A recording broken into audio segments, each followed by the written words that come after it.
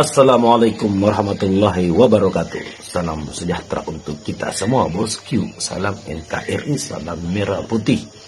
Jadi memang ternyata bukan omon-omon ya. Mari kita simak videonya. Cepat. Kemarin muncul penolakan besar banget Mbak, demonstrasi di depan DPR sampai jebol berapa pagar, itu tanggapannya gimana dari DPR? Saya berharap semuanya bisa menahan diri dan tentu saja kami DPR RI dan pemerintah akan segera mensosialisasikan hal itu sehingga publik dan masyarakat bisa segera mengetahui isinya tanpa kemudian ada kecurigaan atau kemudian kesalahpahaman. Insya Allah secepatnya.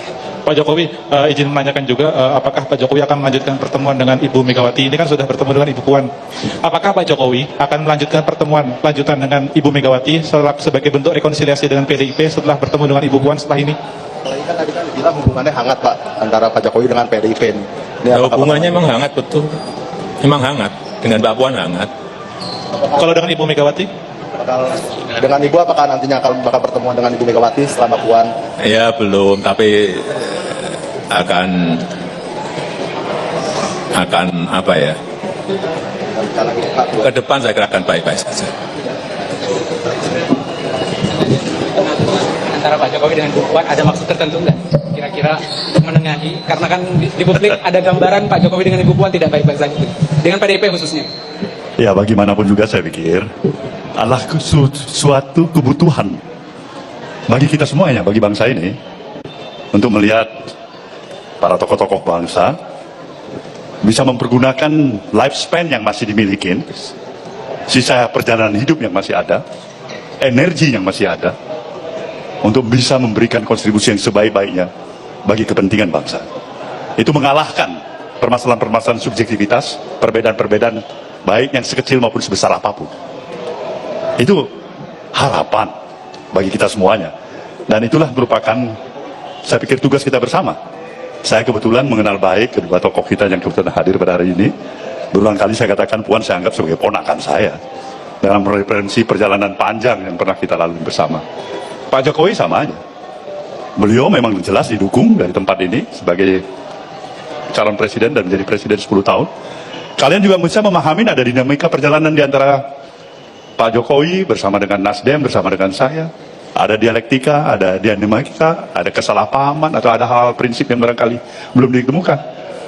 Tapi sekali lagi, begitu kita melihat ada kepentingan yang lebih absolut di atas segala kepentingan yang kita miliki, yaitu kepentingan bangsa, saya pikir itu yang kita butuhkan. Bayangin aja Bang Ruben ya, saya bersin aja yang nonton 300.000 orang. Bersin, video bersin saya. Gila, ini tayangan meledak nih. Bisa bayangin. Ini tayangan Iya, jadi saya ngebersihin aja 300.000 orang yang 300.000? Iya. Jadi saya sampai bingung gitu loh. Diri saya ini sebenarnya mengandung magnet apa gitu, elektromagnetika atau apa gitu. Iya. Sehingga orang tuh berlomba-lomba untuk nonton saya gitu.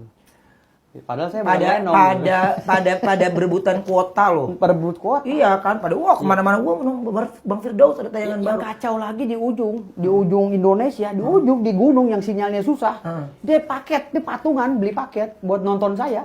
Oh iya? Iya, di ujung Indonesia loh. Mana sih ujung Indonesia itu Bang? Kayak di Papua. Oke. Ya kan, di atas gunung yang sinyalnya kagak ada. Dia patungan beli ke kota dulu tuh. Nah, dari mana dia tahu ada Bang Firdaus tayangan baru tuh? Makanya dari TikTok. Oh. Mereka selalu menunggu tayangan saya keluar dari TikTok saya gitu, dari YouTube gitu. Oke.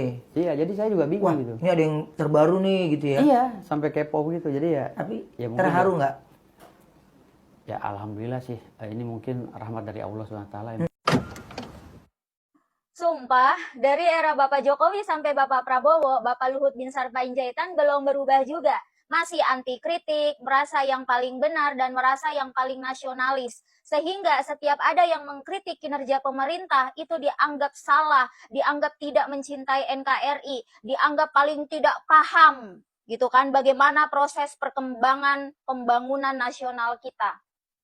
Masalahnya nih Bapak Luhut, kalau pemerintah itu tidak dikritik, ya kan, tidak diingatkan nih, makin budek gitu kan ya, makin gelap hatinya gitu kan ya, seperti Bapak yang seenaknya ngatain mahasiswa turun demo karena rasa cintanya kepada NKRI, dikatain gelap sama Bapak gitu kan ya. Ini kok saya jadi keinget gitu, si staf sus botak itu yang ngatain anak SDPA. Jadi gini Pak, sini saya kasih tahu faktanya gitu kan ya. Sesungguhnya tagline besar yang diangkat oleh mahasiswa Indonesia gelap, faktanya Indonesia jauh lebih gelap, bahkan gelap gulita Pak. Hanya beberapa kok yang dituntut oleh mahasiswa, tapi mari kita gali beberapa fakta di lapangan yang bisa menunjukkan bahwa Indonesia itu gelap gulita. Pertama nih Pak, kita ngomongin peringkat pendidikan dan kesehatan Indonesia. Menurut Institute for Management Development, ya kan, Indonesia itu peringkat ke-57 dari 58 negara. Bayangkan Pak, betapa mirisnya pendidikan dan kesehatan kita. Mana dipotong lagi kan anggarannya. Yang kedua Pak, indeks persepsi korupsi kita. Tahu nggak Pak kita urutan keberapa di ASEAN? Kelima. Lagi-lagi kita kalah dari Timur Leste yang merdeka dari Indonesia. Berikutnya nih Pak Luhut, menurut Menko Polhukam, Bapak Budi Gunawan, tahu nggak pengguna atau pemain judol di Indonesia itu ada berapa? Ada 8,8 juta orang dan 80.000 diantaranya adalah anak kecil usia 10 tahun ke bawah. Pak, gelap. Terus Pak, yang keempat nih, kata Perludem, indeks demokrasi Indonesia itu secara konsisten menurun 2 tingkat setiap tahunnya. Pak, gelap. Kemudian nih Pak Luhut, yang makin membuat Indonesia itu gelap, kenapa tahu nggak Pak? Minat baca masyarakat Indonesia menurut UNESCO itu hanya 0,001%. 1 dari 1.000 manusia perbandingannya. Begitu Pak. Gelap bukan? Terus lanjut lagi nih Pak, belum habis. Tingkat pengangguran terbuka Indonesia itu ada 4,91%. Dan Bapak tahu berapa rata-rata upah minimum nasional kita? 3,3 juta. Pak, apa nggak gelap gulita? Lagi nih Pak, lagi ya kan ya, kita ngomongin ketimpangan gender di Indonesia ya. Menurut laporan Global Gender Gap di tahun 2024, peringkat Indonesia itu 100 dari 146 negara. Dan ini mengalami penurunan 13 peringkat ke bawah dibanding tahun 2023. Artinya apa? Indonesia ini makin gelap Pak, makin gelap. Jadi itu Pak yang bisa saya tunjukkan kepada Bapak. Mungkin itu hanya beberapa poin dari sekian banyak persoalan yang ada di Indonesia yang sebenarnya bisa ditunjukkan kepada Bapak, yang bisa mengingatkan Bapak betapa Indonesia tidak sedang baik-baik saja. Betapa Indonesia tidak hanya sekedar gelap, tapi gelap gulita. Belum nampak tanda-tanda itu, apalagi kalau sudah mendengarkan kata hidup Jokowi, tentu kita kecewa, bukan? Kita katakan adili Jokowi, dia katakan hidup Jokowi, ya. Nah, tapi dari ustadz yang lainnya mengatakan beliau mungkin ya mencari jalan aman untuk mengcover segala sisi. Ya terserahlah apapun itu, tapi TPUA tetap pada komitmennya untuk memperjuangkan kebenaran dan keadilan.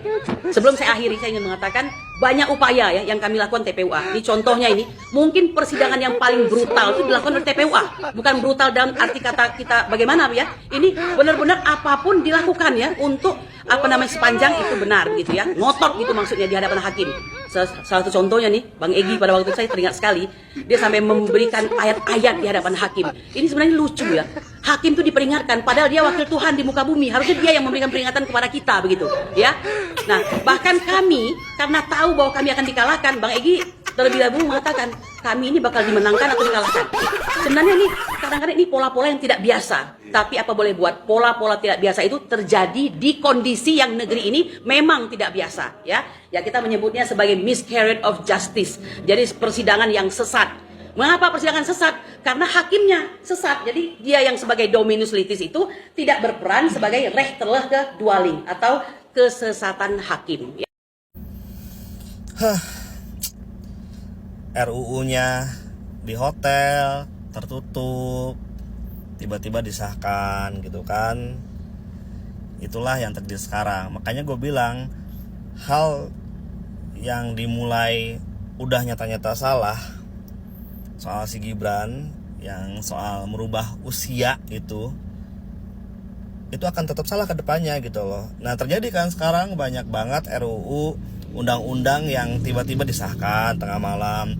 Tiba-tiba dulu kan kalau misalkan nggak ada darurat mah ya, itu yang soal si Kaisang itu mungkin disahkan juga, tapi karena rakyat melawan akhirnya nggak jadi gitu loh. Nah hal yang sesuatu yang dimulai dengan kesalahan itu akan salah terus kesananya gitu karena terbiasa. Itu orang yang hidupkan itu orang-orang nggak ada kerjaan, nggak punya kerjaan. Tapi gue bete banget waktu Piga yang ngomong gitu.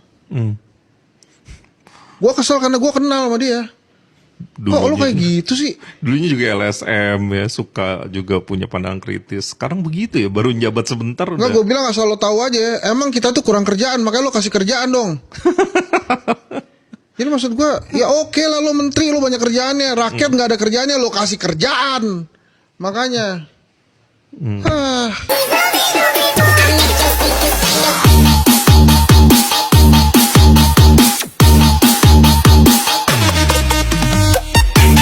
Iya Pak, kagak apa-apa. Kita ikhlas kok. Sebab masih ada yang lebih butuh daripada kita. Koruptor, ya kan? Oke bosku, tanggapan kalian di kolom komentar. Sampai jumpa di video selanjutnya. Semoga kalian tetap berpuasa bagi umat muslim. Assalamualaikum warahmatullahi wabarakatuh.